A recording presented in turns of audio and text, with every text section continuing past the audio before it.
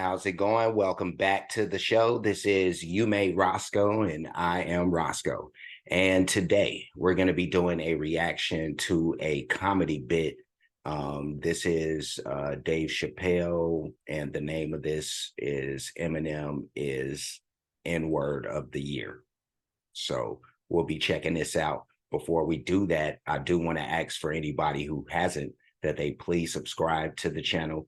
Also, make sure you hit the notification bell. Also, make sure that you go over and support Dave if he has a homepage. I'm more than certain he would, but he also strikes me as the type that wouldn't deal with social media. But if he has a homepage, go support him.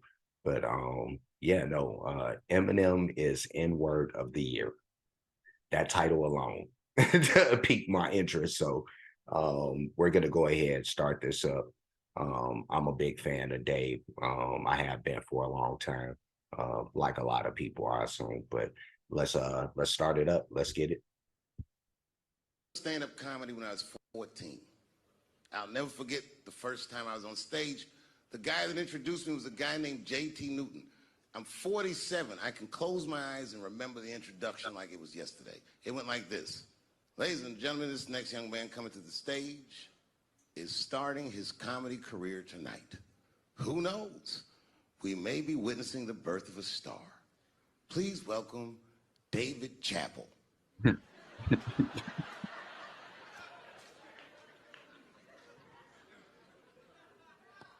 From the first time that I ever held a microphone, I was sure this was it.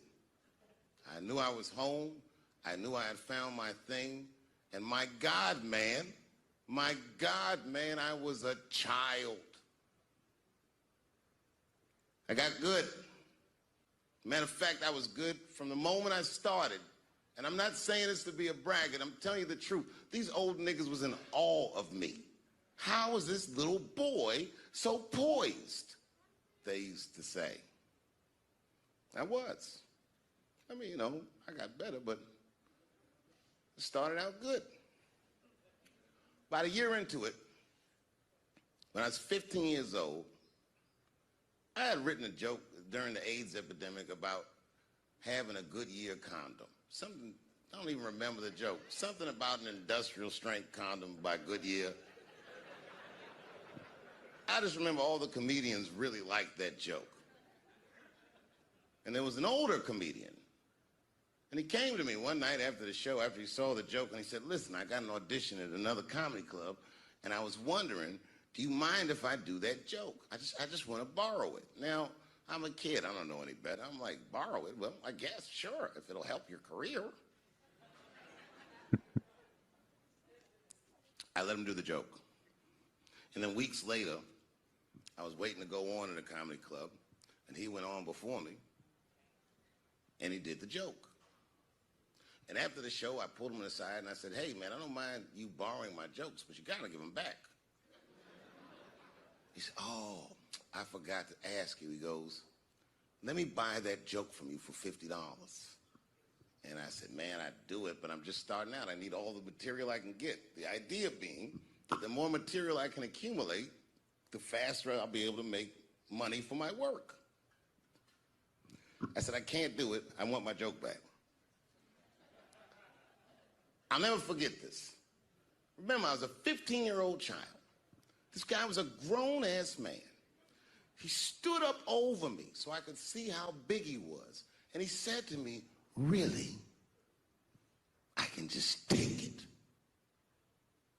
And he did. Wow. I got scared because I was a child. But I never forgot that. I never forgot that. I was 15 years old. I'm 47 now. I think about this guy all the time. When I look at my own kids and I see how young and innocent they are, I can't believe someone did that to me. And I don't think about it every day because that was the worst thing that happened to me. I think about it every day because that was the first time that someone ever did that to me. But in my career, it has happened many, many times since. where someone would intimidate me or scare me and take something that I believe was mine. I'll tell you another story. Now I'm 18 years old.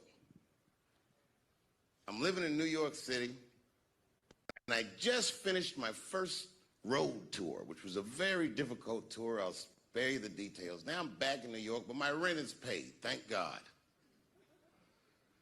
And I have $60 to my name, and a woman that I had met in Pittsburgh, a bad Dominican bitch,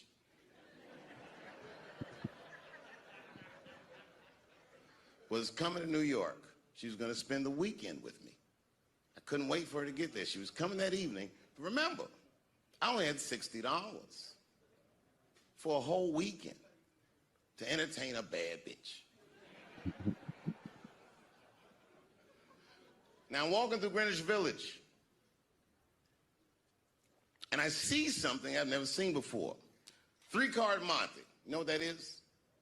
Yeah, the guy had the whole thing. The table was set up, and he had the three cards, and the crowd was hooting and hollering, and he was like, find the red card, find the red card, and people were playing. Let me stop this before he gets deep into that three-card Monty story. I'm gonna push this back just like maybe to like right there, you know, and Dave Chappelle is like super masterful at setting up a joke.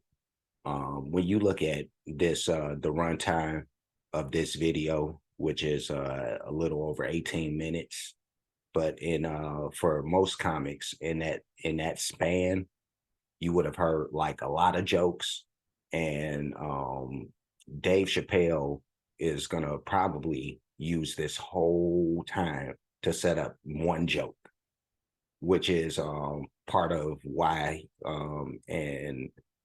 why he is who he is, you know, and why he's as great as he is at doing what he does, you know. And some people have probably have an issue with that. I've heard some people in the past speak negatively about that, but me, I like smart comics, you know. So Dave is one of those. But let me go ahead and continue. And I see something I've never seen before. Three-card Monte. You know what that is? Yeah, the guy had the whole thing. The table was set up, and he had the three cards, and the crowd was hooting and hollering. And yeah, I'm gonna push it back to let me make sure I go right back to the same spot that I was. But I also wanted to bring up when he was talking about the Dominican girl that that he was trying to entertain for $60. It reminded me of one of the movies he was in.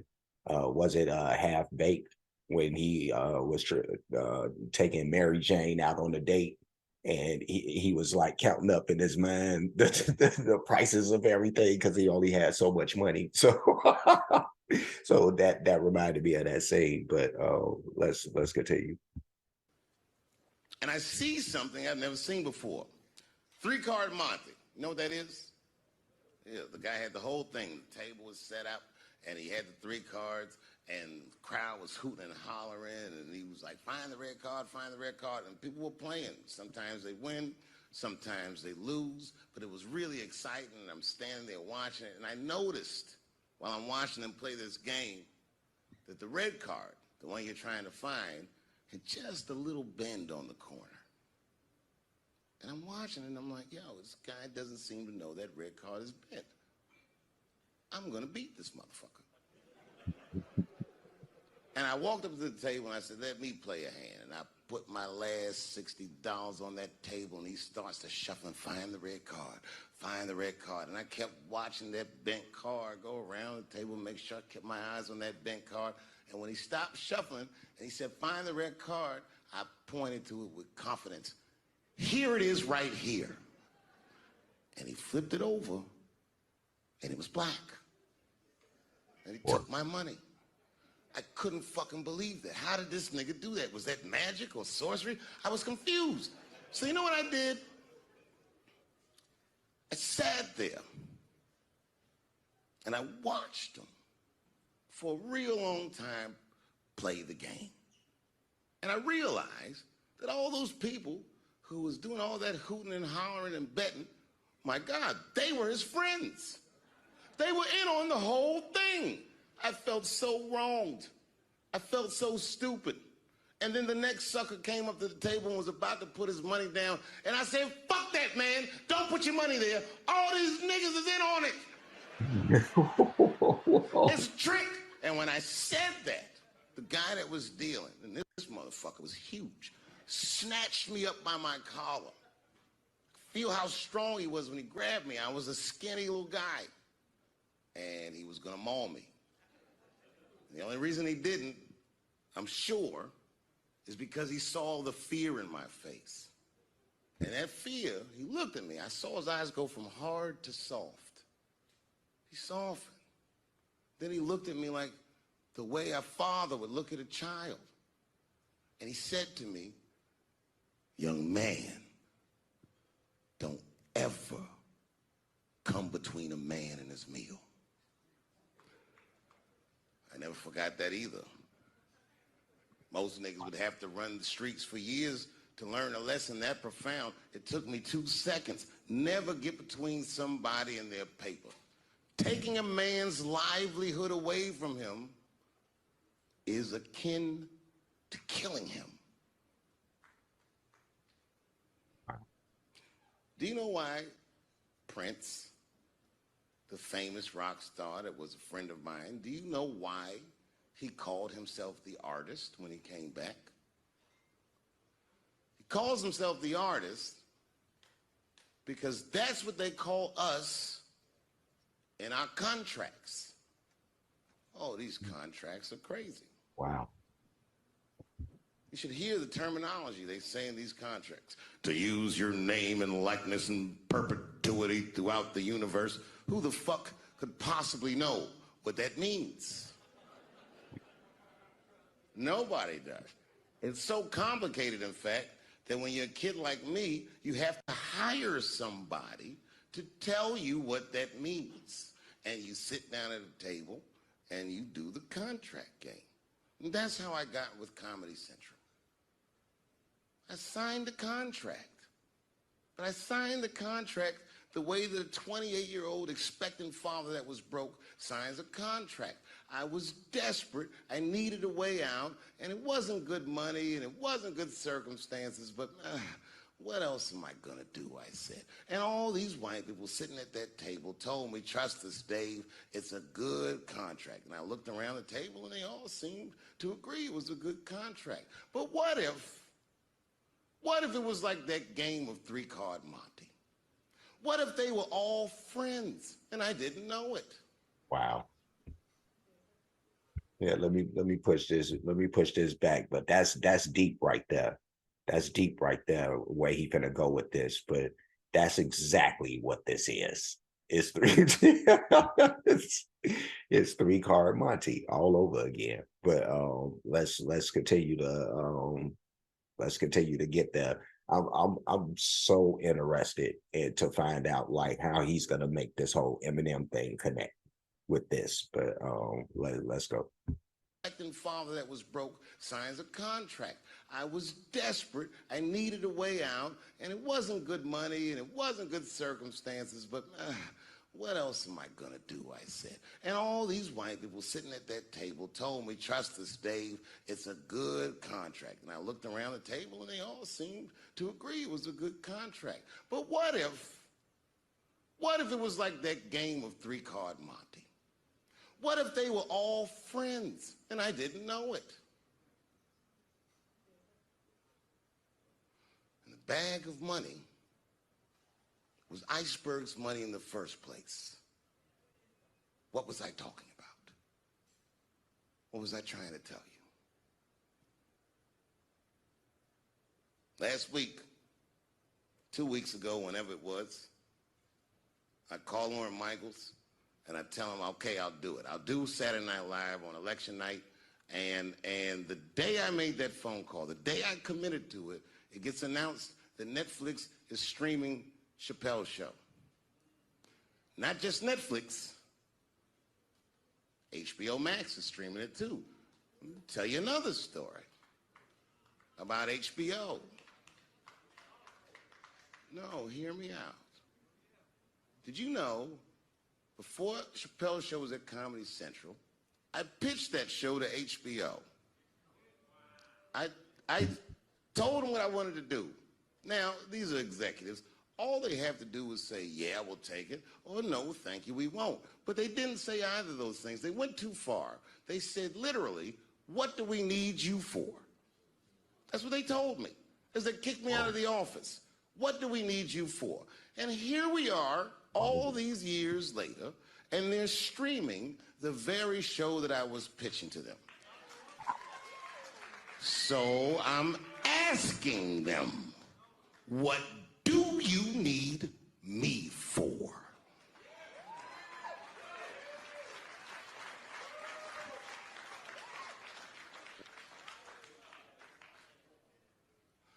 Talk about a full circle moment. That's crazy. But is that right? I found out that these people were streaming my work, and they never had to ask me, or they never had to tell me. Perfectly legal, because I signed the contract. Whoa. But is that right? No. I didn't think so either. No. That's why I like working for Netflix. I like working for Netflix because when all those bad things happened to me, that company didn't even exist.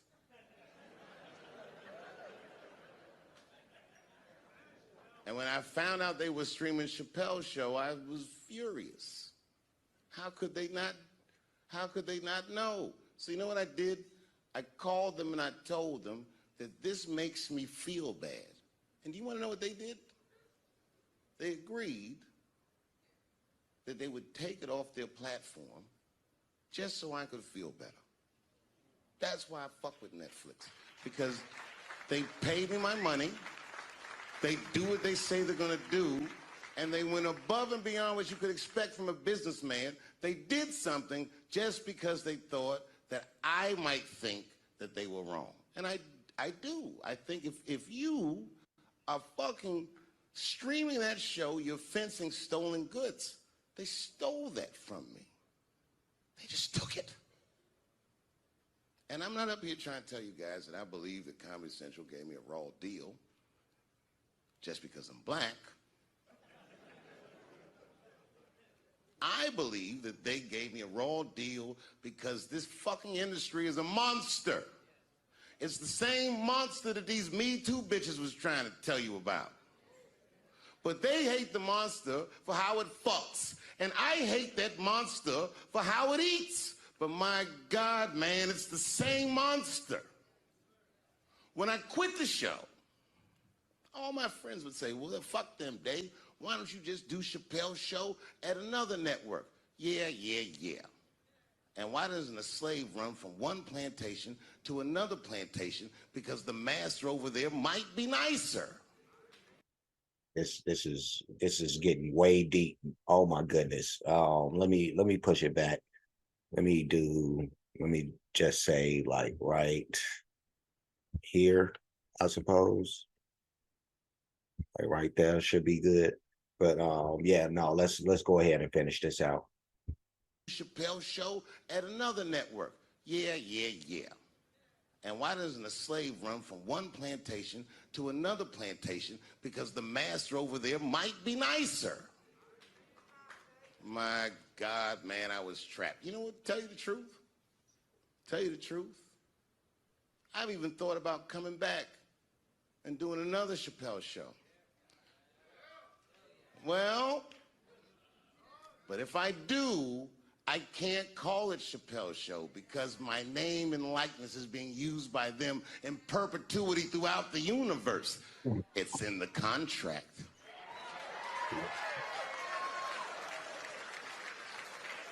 Wow.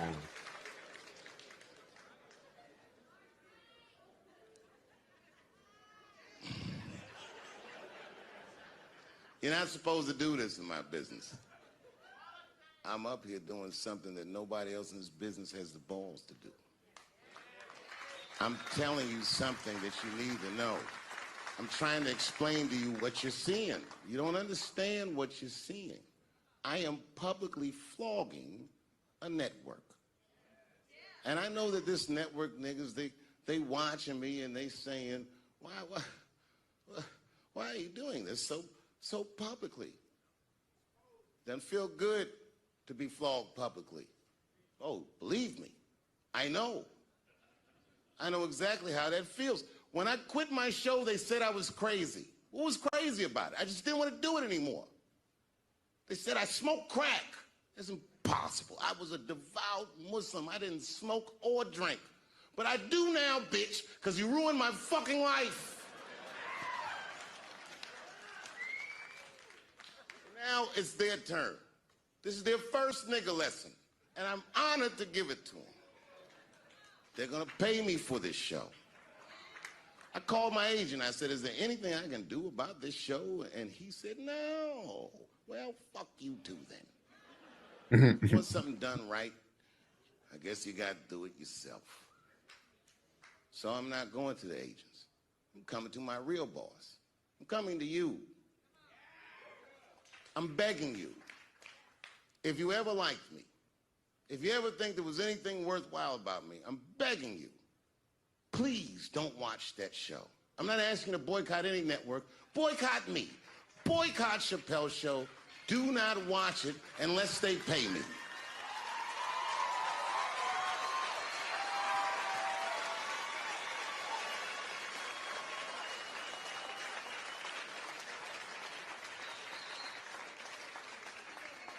If you're a shareholder at Viacom, then I'm talking to you. Because all that shit that they do to us, well, they do everything for their shareholders. That's what they told me. So if you're a shareholder in that company, tell them it's wrong. And if you don't believe that it's wrong, then fuck you too. You should know what's in the hot dogs you eat. Now, there's probably a bunch of people at Comedy Central and Viacom and all these places that have no idea what I'm talking about. They've all either quit or been fired or got Me Too'd or something. Them niggas is gone. And there's a whole bunch of new young people there, and they're probably looking like, what is he talking about? They may not actually know what the fuck happened to me. So I'll tell you what I'm talking about. Go downstairs to your accounting department, open the books, see what that show made, and look at what you paid me. That's exactly what I'm talking about. You're going to pay me. I am inviting you to come with me and work with me. And let's fight against that terrible, terrible feeling that you made me feel together. We can fight together and work this thing with Chappelle's show out. Or I can just take it. Thank you. And action. Ready to have some fun? Quiz. Yeah, let me get rid of that. So let me stop that and boom, and let's go backwards here. Bada bing. I started doing stand-up comedy when I was 4. All right, here we go. I just want to make sure that we heard every single thing. There must be like more that came before this or something like that, you know, because the special must be called Eminem is Nigga of the Year. I don't know, but that was Dave Chappelle with Eminem is Nigga of the Year. Which we never got to that part in this, you know, but still, you know, we I think we got a very dope story, a very necessary story out of this, when you think about the whole contract and the artists and Prince. And it just made me reflect on Prince and why he was so adamant later in his career on teaching some of the artists in the industry, like like what they was dealing with as far as those people in the industry. But yeah, no, this was really, really deep. Dave Chappelle, like I said, one of the smarter comics, uh very, very, like he is so deep. And he takes you on a journey, and this wasn't so much comedy as it was like story time with Dave Chappelle. That's what this was. So yeah, a very necessary story. And I actually love this story. It wasn't really like funny per se, even though like to me it had some moments in that that made me chuckle inside or whatever. But really, this was like educational. You know, I never knew about why Prince called himself the artist. But now I do. Um, uh, yeah, no, just the whole meat and potatoes of this and what Dave suffered through early in his career, even in the middle of his career, I should say. But it was cool that Netflix did what they did and all that. But yeah, just a great story. I don't even want to do the whole thumbs up, thumbs down thing. I don't think that's necessary, but I do mess with this heavy. I really, really like this. And that's pretty much it. But I'm going to leave. But before I do, like, comment, subscribe, hit the notification bell, hit the share button, hit the playlist option. Option, because you'll pick comedy reactions, and you'll see this and everything else that I've reacted to that features any stand-up comedy, anything comedy related. You'll see that stuff in there. I do have playlists for other things. A lot of that stuff is music based, but of course you can see I do other stuff. So check out all of the playlists. Cash App, $ you made Roscoe, PayPal at you made Roscoe. Super thanks option is available for those who like to show their support or appreciation for what's being done on the page. Again, make sure that you support Dave. One of the reasons why I speak of supporting the artists and all that type of stuff is because of some of the things that he said in this, especially when he was talking about like how people be he was talking about particular companies, but how people stream the stuff and don't get permission and all this other stuff. But it just made me think about like doing the reactions and all that, and uh you know the reason why I would say the thing about supporting the artist. But yeah, no, I get that whole deal, about like your property being out here and people just able to use it, and it just is what it is. So, crazy deal, but just one of those things. But yeah, I'm gonna leave, but until next time, be safe, be good.